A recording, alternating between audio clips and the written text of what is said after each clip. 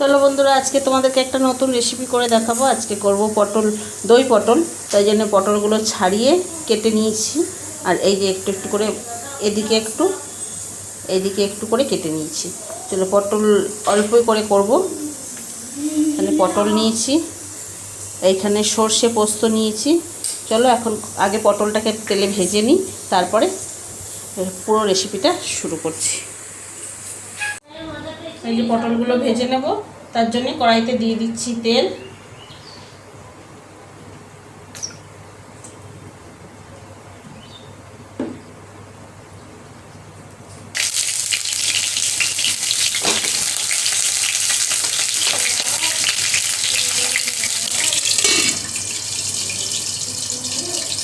সর্ষে পোস্তটা নিয়ে নিয়েছি, নিয়ে এখন বেটে নিয়ে মিক্সিতে বেটে নেব। চল, এর সঙ্গে কাঁচা লঙ্কা দেবো।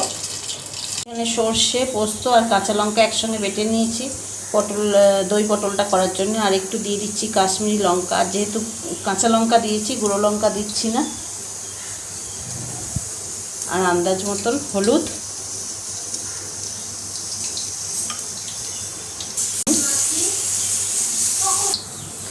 এবার দিয়ে দেবো দই। মশলাটার সঙ্গেই দই দিয়ে দিচ্ছি, তোমাদের আন্দাজ মতন দেবে। আমি যেহেতু 3টে পটলের দই পটল করব, সেই রকম মতন দেবো দইটা।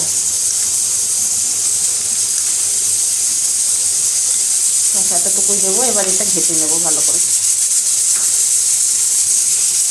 পটলটা ভেজে তুলে নিয়েছি। তোলার পরে এই যে তেলটা রয়েছে, এই তেলে দিয়ে দিচ্ছি একটু গোটা এই দারচিনি ফোড়ন।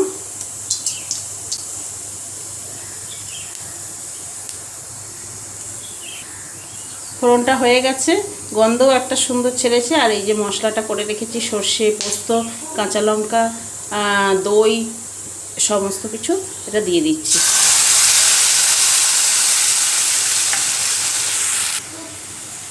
এবার একটু দিয়ে দেবো জল।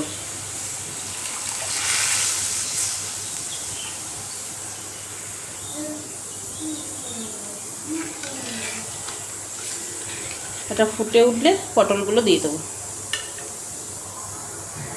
এবার তোমরা যদি মিষ্টি খাও, একটু চিনি দিতে পারো, আর না হলেও না দিলেও কোনো ক্ষতি নেই যদি টক টক ভাত খেতে চাও। চলো এখন এটা ফুটুক, একটু পরে পটলটা দেবো। ফুটে গেছে, এবার আমি পটলগুলো দিয়ে দিচ্ছি।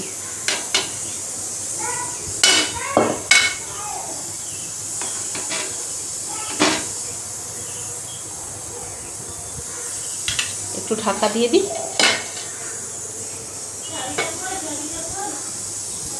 তোমার দই পটলটা হয়ে গেছে, শুকনো শুকনো একবারে করে হয়ে গেছে, মোটামুটি এরকম রস রাখছি। চলো নামিয়ে নিই, নামিয়ে নিয়ে ফিরে আসছি।